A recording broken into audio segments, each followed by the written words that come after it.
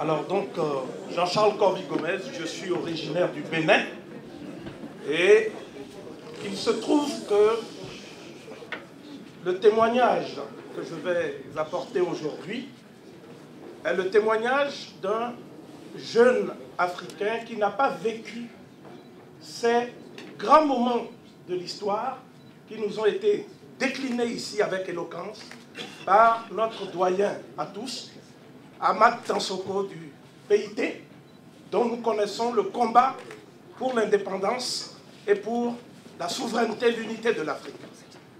Puisque le président Gbagbo disait dans le document qui a été projeté, il est arrivé à Abidjan en 1962.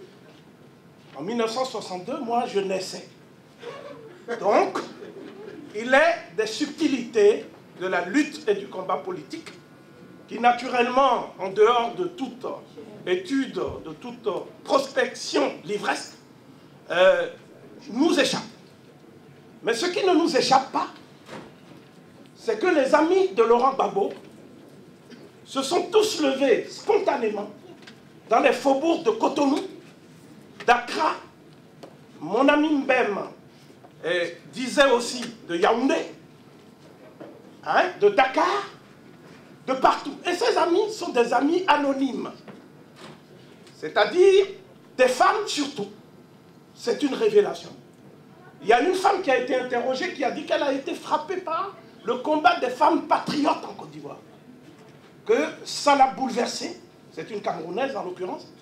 Et donc, je voudrais sur cette base dire que le premier constat que moi je fais, c'est que ceux qui ont voulu diaboliser Laurent Gbagbo, qui ont utilisé les plus grands moyens médiatiques, d'accord, pour atteindre leur but, ont échoué dans leur entreprise. Puisque les amis de Laurent Gbagbo sont justement ceux qui, aujourd'hui, sont peut-être des sans-voix, mais à travers vous, et c'est la chance que vous nous donnez aujourd'hui, ils peuvent s'exprimer en ayant maintenant un canal de diffusion de leurs idées qui sont jusque-là étouffées par l'établissement. Je voudrais donc que cette expression s'oriente en 3 axes de réflexion.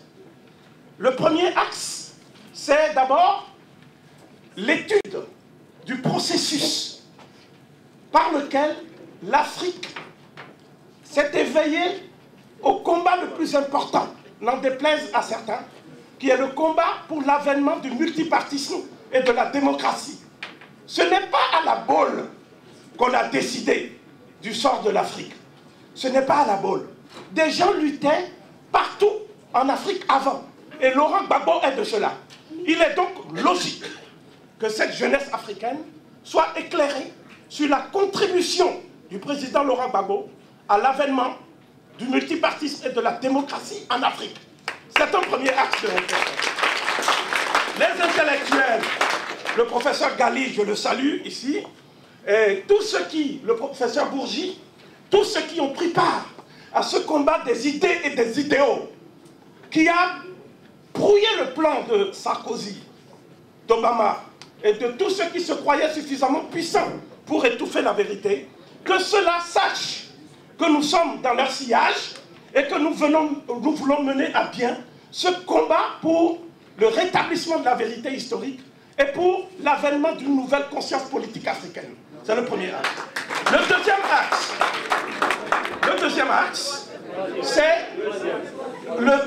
deuxième axe, c'est la création d'un puissant réseau d'entraide, de solidarité et de partage qui transcende les clivages partisans, les petits intérêts de groupuscules, etc.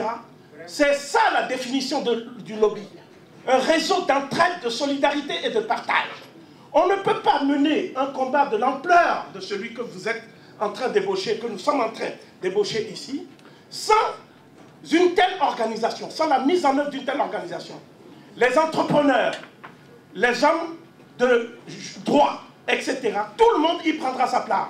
C'est donc un combat pluridisciplinaire qui apportera des compétences multiples. Je voudrais finir par un vœu. Le président Gbagbo aujourd'hui, il est à La Haye, à la CPI. c'est son anniversaire. Je me souviens, peut-être certains s'en souviennent dans cette salle, que le 31 mai 2011, nous avons organisé ici l'anniversaire du président Gbagbo. Et il y avait tellement de monde, je pense qu'il y avait peut-être 1000 personnes. Des gens sont restés dehors. Et à cette occasion, nous avions dit de façon presque prophétique que non seulement il ne s'agit pas de célébrer des anniversaires comme ça, mais il faut prendre date pour mener un combat qui, lui, sera un combat de marathonien. Ce n'est pas une course de vitesse. Certains sont déjà épuisés et s'imaginent que le temps est trop long, ça fait 3 ans, etc. Je salue tous ceux qui poursuivent les marches. Je salue les femmes qui portent ce combat. Et je voudrais dire que ce combat en est à ses balbutiements. Je suis persuadé que le président Gbagbo sortira très bientôt. Et en tout état de cause, ce qui est en jeu, ce qui va se décider dans 2 semaines, c'est le crédit ou le discrédit de l'institution que nous appelons la CPI. La CPI se discréditera définitivement aux yeux de ses derniers supporters, s'il en reste encore en Afrique, si le président Gbagbo n'est pas élargi et ne sort pas pour poursuivre le combat pour la libération de la Côte d'Ivoire et de l'Afrique. Merci.